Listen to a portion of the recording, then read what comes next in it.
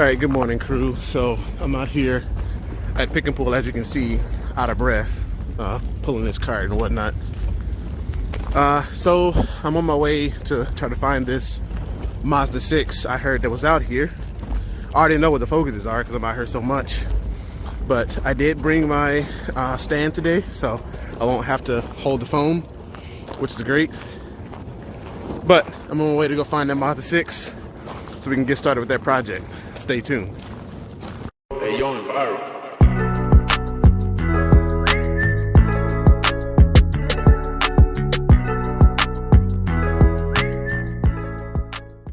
All right, so with luck, I found one with the brake calipers and whatnot still intact. And what do you see here? That is a good sign. This came from Ford Motor Company, which means that these calipers will fit on my Focus. I already know they will. And this bracket I actually need for one of my rims in the back of my car, because the brake pad is sitting like right here and it's not going all the way down. So I think something is wrong with the bracket that I got, and that's a risky run when you're getting brackets from when you're buying brackets from the store. You don't know if people are giving you the actual bracket that came with it when they go to get a refurbished one. So I just got some refurbs, and that's part of the problem. So this is already good news. I'm probably going to end up taking this just to see if I can get it to work, to see how maybe I can get it refurbished, to see if it's in good enough shape. This is a 2008 Mazda Miata, by the way. So let's get started with this, and I'll just time lapse through all this stuff to get it taken off. Stay tuned.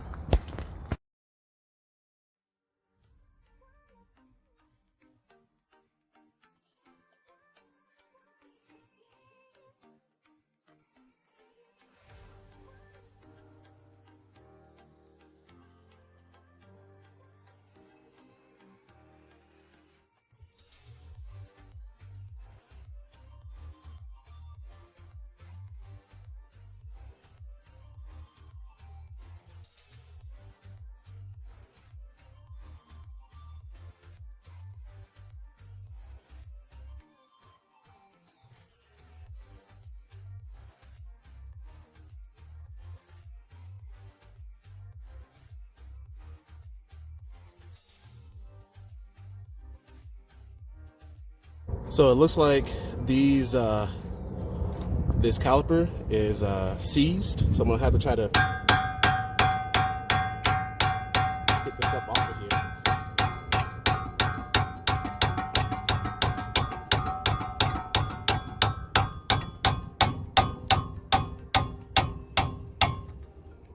See that? That's not coming off. So I'm gonna need a little bit more persuasion to help me out here.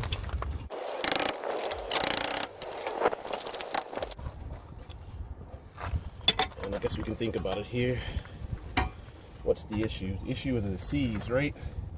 So I guess the funny thing would be just to take the whole rotor off and see what that does.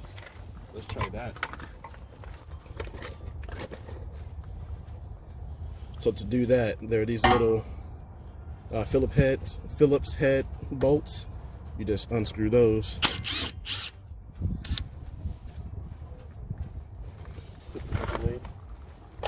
Don't want to misplace any bolts. Uh-oh. We got an issue. That is a real bad issue. All right, YouTube. So don't be like me. I stripped out the bolt here, and I can't get it off. Out here, I don't have access to a chuck for a drill. So I'm gonna try to go slow on this and get this out so it won't strip the bolt. Otherwise, we can't complete the project.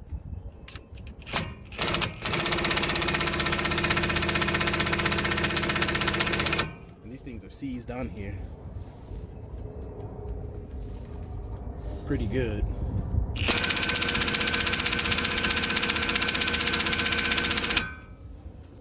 Pretty good. So let me figure this out. I'm gonna turn you back on. So I got the first one out, and I just kind of put it on 3 and tried to be as and I changed the bit over to, what is this? This is a Phillips head 3, so I changed over to that, and I kind of just gave it a whiz and it came out. So I'm gonna try it with this one, and let's pray that it works. There you go. Stay tuned. So, in case you haven't noticed, I switched over to the passenger side to work on that, and that's how I got these 2 bolts out. So, yeah, I royally effed the driver's side, so I'm gonna be able to get that off out here. If I had access to an electric drill, I obviously can cut out a slot and use a Phillips head to get it out, but I don't have access to that out here. So, we're gonna continue on the passenger side. So since I've already undid this on that side, I'm going to go ahead and speed through this and cut you back on when we start the next part, so stay tuned. All right, so that's one thing I would like to point out. I spent a little bit of time trying to come up with an idea on how to get this bolt out because it was seized. Well, if you didn't bring an extension, a 1/2-inch extension for your, what are we calling this? For impact driver, then you can use good old-fashioned wrench to put it on here. It's like that, and then you just get a hammer like I have here, and just hit on this end, and it'll come off. And as you can see, it's loose. So, just a tip. Anyway, I'm gonna continue. Stay tuned. All right, so finally I got these parts off. Let me make sure you can see over here. So since I got those parts off, put this out of the way, I should now be able to lift this bracket out, and it's seized, so I'm gonna have to give a little force here to get it out. So bracket's out. And this is pretty cool. Pretty interesting. We'll set that off to the side. As you can see, the caliper's loose and out of the way. And now we should have access to get the rotor off. So I'm just going to hit it on both sides of the rotor. That takes that off. And out of the way, we'll need that for the other side. So now we got to get the dust cap off. And if you watched one of my videos about the issue I had with the knocking noise, I think it was like episode 3 or so. It's typically the same way. You use that to get that off. So I'm gonna take this Phillips flathead screwdriver and try to get behind this dust cap.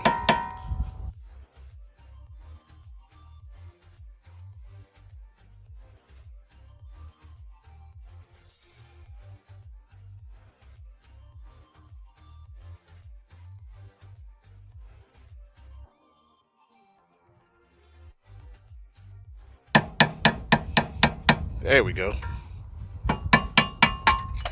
And it's out. Set that off to the side.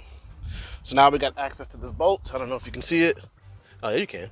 Got access to that spindle nut there. I'm gonna see what size it is.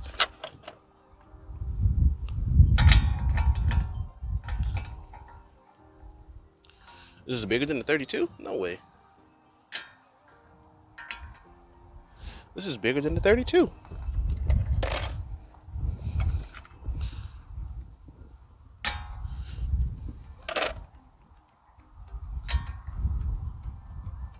I don't have anything that can get that off. My. We are so close. Oh, what a day. What a day, what a day.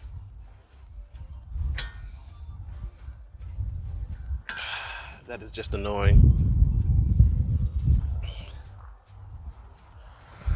So you might be asking, why are you so interested in this rotor in this car? Well, if you look at the design of the spindle shaft, it is just like the one I installed on my 2005 Ford Focus. The only other thing is that this is for the ABS sensor here in the back. They have these without it because my car doesn't have ABS sensors on it. But I think I have the connection points for it on my car, so I think I'm going to actually upgrade to the ABS system as well on my car. Now, why I wanted to upgrade, look, you get the 5-lug pattern. You get better access to a greater number of wheels and rims. And I think it's cool, honestly. So I believe that this will work. I just need to go and get the correct bolt size. I'm going to look it up. I should have done it already, but I'm going to look it up and see what correct bolt size that I need, or socket size I need for this. I think it may be a 34 or 36. So I'm just going to go ahead and get a couple of grades higher than what I have. And after that, I'll come back out and try it. So I'm going to go over now to the 2012 Ford Focus, or 14 or 15, and see if I can get those fronts off, and we'll go from there.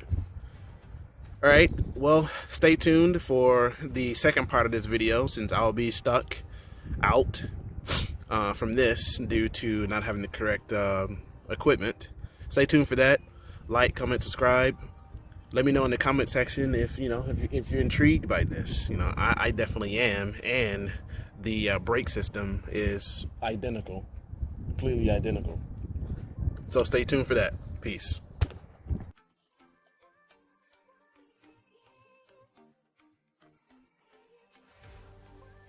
Oh yeah, so I forgot to mention, you might be wondering why, you might be asking the question to yourself to your screen right now, why don't you just use or see if the 2012 through 14 parts work for the Focus? This happens to be a 2012 Ford Focus, and I'll show you why it doesn't work. If you get behind here and you look at where the, let's see if I can get in here. In there, if you look, actually I can go this way. In here sits the rotor, and see how it pushes through the frame rail. That's not good. That won't work. That means I would have to cut out the frame rail in order to get this to fit, and I want to do the least amount of modifications to the internal frame as possible. It means I keep my structural rigidity. So these won't work on the rear. That's why I'm using the Mazda 6 rear, because it has the same spindle shaft as my Ford Focus.